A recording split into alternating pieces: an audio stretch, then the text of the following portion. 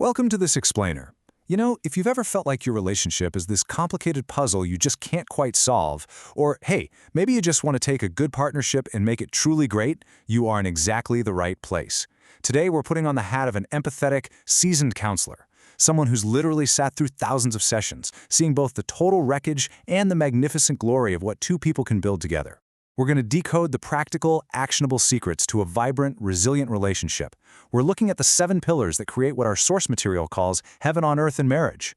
Now, we're not talking about a perfect marriage, because let's be real, that doesn't exist, but rather a marriage that is undeniably, thrillingly alive. So let's dive right into this.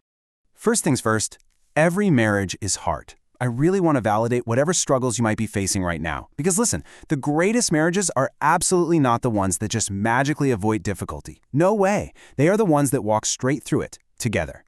When things get tough, it doesn't mean you're broken, and it definitely doesn't mean your relationship is doomed. Difficulty is literally just part of the architecture. And to build something beautiful, we first have to clear away some destructive rubble.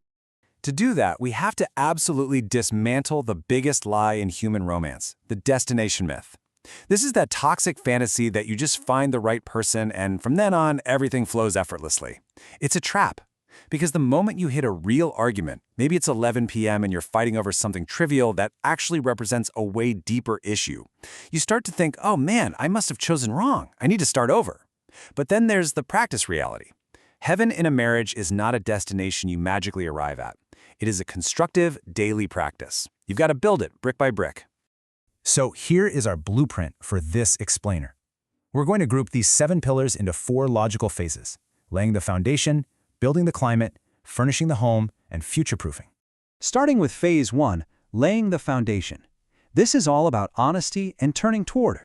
Okay, so this is the absolute bedrock of the relationship. We're talking about the minute-by-minute, actionable habits of communication that hold the entire structure up. Pillar 1 is radical honesty. Thriving couples have this extraordinary capacity to say the true thing, not the safe or heavily managed thing. Saying things like, I've been feeling invisible lately. I'm scared and I need you to know that. Or I've been resenting you for something.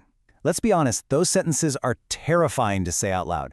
They require a raw, uncomfortable vulnerability. Most of us would rather just pick a fight about the dishes, right? Or quietly build a wall. But when you find the courage to be radically honest, the relationship finally breathes.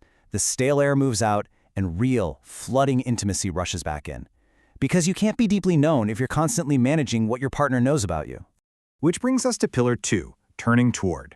The renowned relationship researcher John Gottman spent decades in his love lab and found that the real magic, it isn't in grand romantic gestures. It's actually in unremarkable moments. Your partner makes a bid for connection. Maybe they mention a strange dream they had, or a worry about a work meeting. The actionable habit here is turning toward them. It means putting down the phone and actually looking at them, asking what happened in that dream, saying, tell me more, instead of immediately trying to fix their problem. Heaven is built on a regular Tuesday afternoon through these tiny, seemingly insignificant responses. If you constantly turn away, even if it's just out of distraction, the relationship quietly erodes. Moving to phase 2, building the climate. Deep respect and daily forgiveness. This is all about the atmosphere of the relationship. It's about creating the safety and the mercy required to survive the inevitable conflicts that pop up when two humans share a life. So Pillar 3 is deep respect. And let's slow down here for a second, because this is actually kind of startling. You can completely love someone but not respect them. And a lack of respect will destroy a marriage way faster than a lack of love ever could. Respect isn't just deferring to them or walking on eggshells around them. It's the genuine belief that their inner world is as real, valid, and worthy of consideration as your own. It means skipping those subtle put-downs disguised as jokes. It means fighting fairly, not weaponizing a vulnerability they shared with you in trust. When you respect each other deeply, you create a palpable safety in the room. You become truly on the exact same side. And because you're on the same side, you absolutely must master Pillar 5, forgiveness.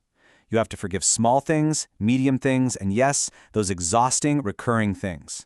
Your partner is going to disappoint you. They'll say careless things. And guess what? You will do the exact same thing to them. Forgiveness in a relationship isn't a one-time event. It's a daily, sometimes hourly practice of letting go. Couples who stockpile grievances aren't building a marriage. They're building a legal case against their partner. You need a fundamental mercy for each other's humanness. Now into phase 3, furnishing the home. Tending eros and shared meaning. let's transition from just surviving the hard times to actually thriving. Pillar 4 addresses Eros. Eros is that life force, the electric current between two people. And there's a massive paradox in long-term relationships here. The exact things that make us feel safe, like familiarity and predictability, are the very things that can smother desire. Because desire requires a little mystery, a little distance, the sense that your partner is not a fully mapped quantity. If you merge completely into one identical unit, the spark fades. You literally cannot desire what you have entirely become. So, tending Eros means nurturing your individual passions, having separate interests, and resisting that slow slide into becoming just very polite roommates. It is essential engine maintenance to stay curious about who your partner is today, not just who they were 5 years ago. But while you maintain that individuality, you also have to build Pillar 6, shared meaning. This means developing your own private language and inside jokes. It's those specific Sunday morning rituals or sacred annual traditions you always keep. Ultimately, it's a shared vision of what this life is actually for. This is how you transform from two people just cohabiting into a genuine, cohesive unit. You're answering the ultimate question together. Couples without a shared story or shared rituals often find that when the kids leave or careers plateau, there's just a startling emptiness between them. You have to deliberately furnish your shared world with meaning. Which brings us to the final phase, future-proofing, mutual growth, and the ultimate choice.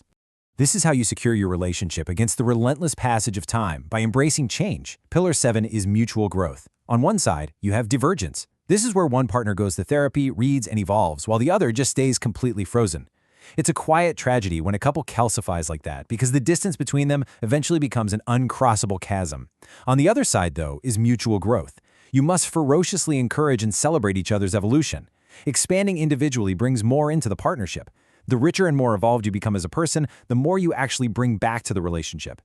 And that brings us to the ultimate, kind of unglamorous panacea. Here it is. Prioritize the relationship over the comfort of not doing the work. People are always looking for a secret ingredient, right? Well, this is it. It's not some feeling you just fall into. It is a deliberate, fiercely protected choice. It's a standard you hold yourselves to even when, and honestly, especially when, you absolutely do not feel like it. It's choosing to turn toward instead of away. It's forgiving instead of prosecuting. It is deciding every single day that this connection is worth everything it asks of you. Because in giving everything it asks, you receive something truly extraordinary. A love that doesn't just last, but deepens into the truest home you've ever known. So, I want to leave you with this thought. What will you build this Tuesday afternoon? Will you make the daily, practical choice to turn toward your partner? The tools are right there in your hands. It's up to you to start building.